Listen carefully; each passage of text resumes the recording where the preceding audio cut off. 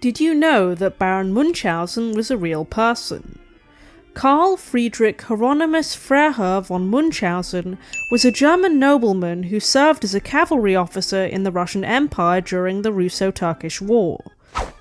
He was also known for telling dramatic and entertaining stories, which became the basis for the 1785 novel Baron Munchausen's narrative of his marvellous travels and campaigns in Russia, or The Surprising Adventures of Baron Munchausen by Rudolf Erich Raspe. Munchausen actually took offence at his portrayal in the book, and tried to sue the then unknown author. But that's not what this video is about, so you guys can find out more about that in the article I'm referencing, which you can find in the description.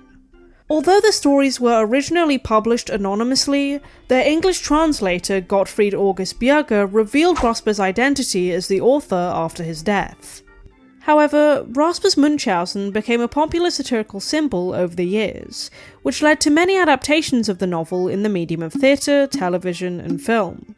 The story was also adapted into a film by Georges Méliès, director of the landmark film A Trip to the Moon. Terry Gilliam's The Adventures of Baron Munchausen is probably the most well-known adaptation of Raspe's character today, the final chapter of Gilliam's trilogy of imagination, preceded by Time Bandits and Brazil.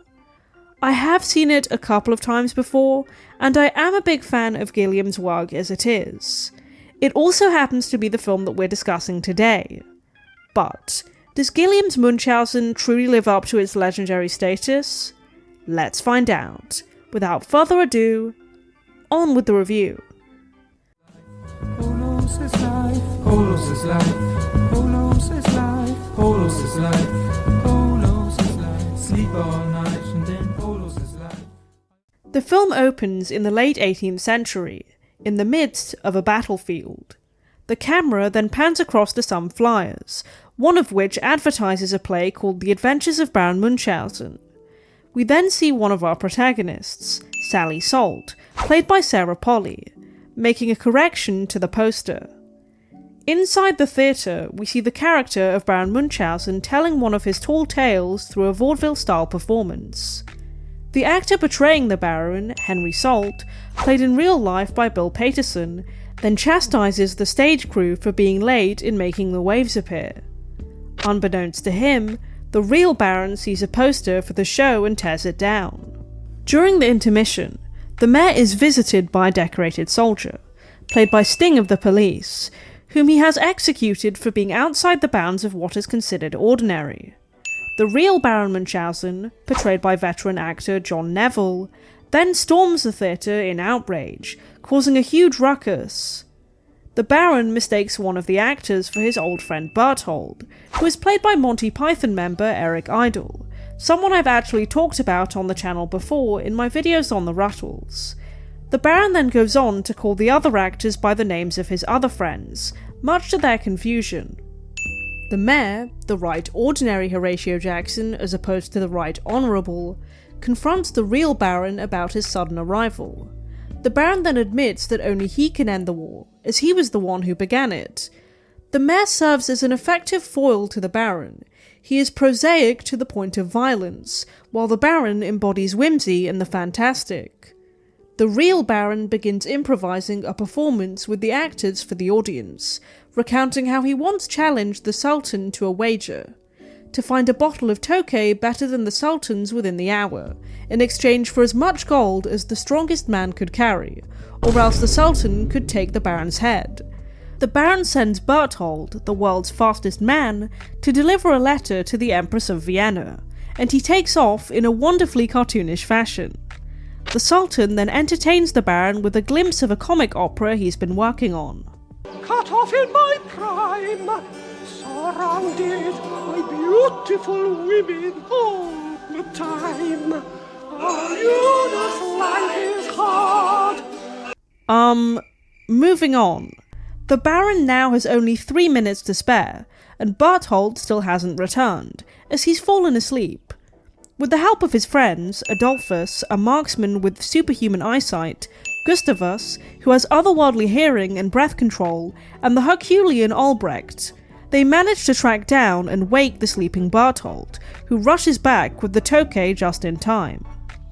The Baron takes advantage of Albrecht's strength to clear out the Sultan's treasury. Kinda rude, isn't it? I mean, starting a war is a bit extreme, but you'd expect the Sultan to be kind of upset about that, wouldn't you?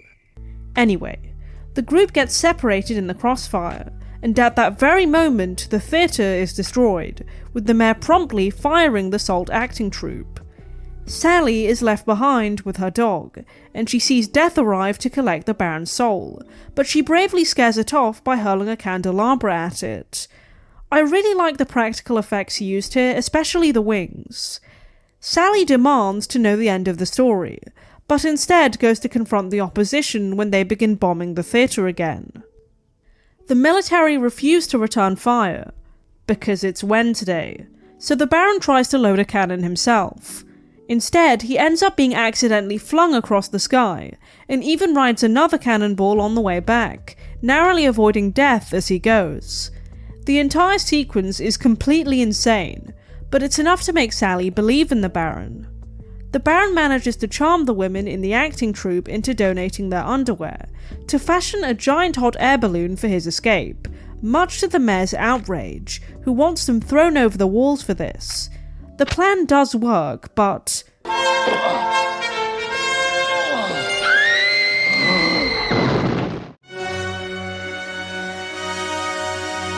Just kidding, Sally's fine, and she even manages to convince the Baron to let her go with him. The plan is to fly to the moon, but when a storm begins, the balloon transforms into a ship, and somehow the pair actually make it to their destination. I don't know, movie magic and all that. The Baron also appears younger, rejuvenated by his renewed sense of adventure, and honestly, shouldn't these two be exploding in the vacuum of space? The moon is covered in fun, colourful houses, like This Is Notting Hill, and the Baron is soon greeted by the King of the Moon, or rather, just his head. Essentially, the King and Queen of the Moon can detach their heads to pursue intellectual activities while their bodies pursue more bodily activities. Strange, sure, but, you know, I've seen Labyrinth. Apparently, though, the king has gone mad. You must refer to me by my complete title, King of Everything. Re di tutto, but you may call me Re. The green screen effects here are definitely dated, but honestly, they could look a lot worse. The King and Queen of the Moon are played by Robin Williams and Valentina Cortesa, respectively. When attached to his body, the king imprisons the Baron and Sally for the Baron's earlier attempt to woo the Queen, and they soon discover an amnesiac Berthold imprisoned as well, while the king bickers with his own head. The Queen's head arrives to let the group climb inside her hair to escape, while the king busies himself by tickling her feet. When the king realizes her head is missing, he discovers her betrayal and gives chase on his three-headed bird, Sybil, although the creature splits into three to pursue each of the different targets. During the pursuit, Berthold falls and hits his head, and his senses finally come back to him. After wasting half my life and expect me to follow you to the ends of the earth? Yes. Oh, all right. The trio attempt to climb back down to Earth from the edge of the moon, but end up plunging into Mount Etna when the Baron cuts the rope from the top to add it to the bottom. What? Not one of his best ideas. There, they're discovered by the god Vulcan and his workforce of Cyclopes. Vulcan is played by Oliver Reed, who I probably know best as Bill Sikes in the 1968 musical adaptation of Oliver Twist. While having tea with Vulcan, the group discover Albrecht working as a sort of maid, acting unusually timid. Then a giant clam in the room opens, revealing Venus, Vulcan's wife, played by fetus Uma Thurman. This scene is a direct homage to Botticelli's famous painting, The Birth of Venus, and the film is filled with mythological and artistic references like this. Vulcan turns into a blubbering mess in the presence of his wife, and tries to impress her with a diamond that he's crushed himself, something he clearly does often. The Baron, meanwhile, charms her with words, the same ones he used earlier, and Venus asks him to dance with her. This ends in a kiss, which sends Vulcan into a rage, and I love how smoke comes out of his ears like something straight out of Tom and Jerry. Vulcan throws the Baron into a whirlpool leading to the South Seas, and the others follow in after him. The Baron suddenly appears old again after being expelled from a state of bliss, and the group is swallowed by a giant sea monster, having first mistaken it for an island.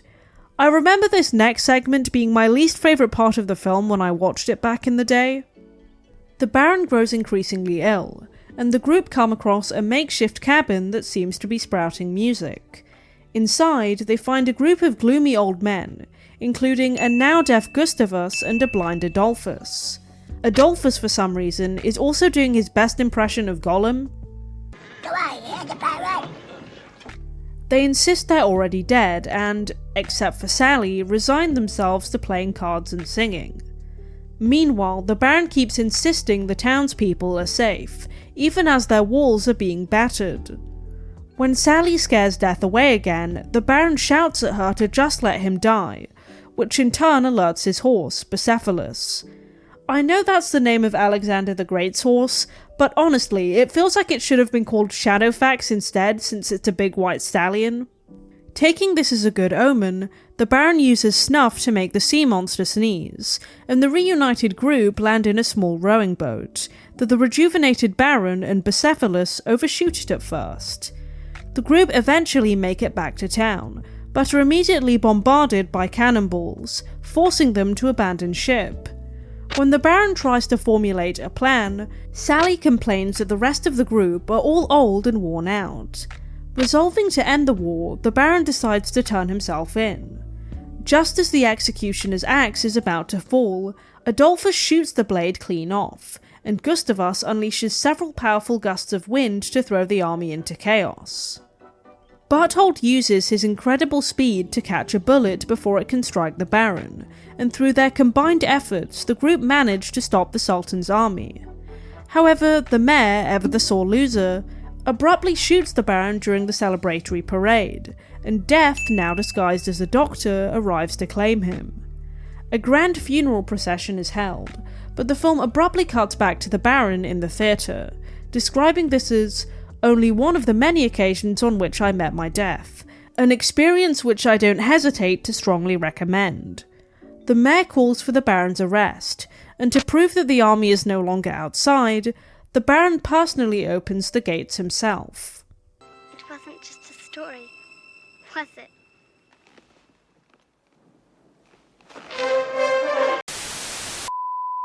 So, what did I think of the Adventures of Baron Munchausen overall? I enjoyed the film, as absurdist and bizarre as it was, and I think it makes for a satisfying final chapter to the trilogy of imagination. I also found the characterization of the Baron very interesting upon my rewatch. He's very brave, clever, and imaginative, but is also a very flawed and complex character. The Baron can be quite selfish at times, and definitely has a problem with womanizing. He feels tired of the world and that it is tired of him, as if life is moving on without him, so he goes out of his way to die several times. At the same time, he is wary of doctors, and it's revealed that this is because death often comes to him disguised as one. However, I'm not sure that he's entirely human, especially if we're to believe that he has in fact died several times. I really like that the Baron's group of friends and the other characters he comes across are played by the same actors that play the members of Salt's acting troupe. It helps to blur the lines of reality and fiction, which adds to that unreliable narration aspect of the story. I also really like details like the realistic physics with Berthold's running. The film is just over 2 hours in length, but it doesn't feel like it when you're watching it. The film is divided into sections for each story, and so although they're all connected, it adds an episodic nature to the film's narrative structure. It's kind of like binge-watching a TV show without the added button pressing. I feel like I can't talk about this character without mentioning the diagnosis that's named after him, as I think that really reflects Munchausen's lasting impact on pop culture. Munchausen syndrome is a diagnosis first described by Richard Asher in 1951, and is described by the NHS as a condition where someone pretends to be ill, or deliberately produces symptoms of illness in themselves. The title was chosen by Asher for the dramatic and untruthful stories associated with the condition. On top of this, according to NASA, A main belt asteroid was discovered by an F. Borngen in 1994, and was named after Baron Munchausen. It seems that traces of this character are literally everywhere. Basically, Gilliam's Baron Munchausen is a wildly imaginative and visually stunning film that thrives on its absurdity and surrealism. The cast deliver pretty strong performances, especially for such unrealistic characters, and I found its eccentric method of storytelling charming. Well, that's all for this video. Don't forget to like and subscribe, and as always, thanks for watching. The blue and green ones are my favorite kind, but I'll eat the colored ones from time to time. Cause Polos is life, Polos is life, Polos is life, Polos is life, Polos is life, Polos is life. Sleep all night and then Polos is life.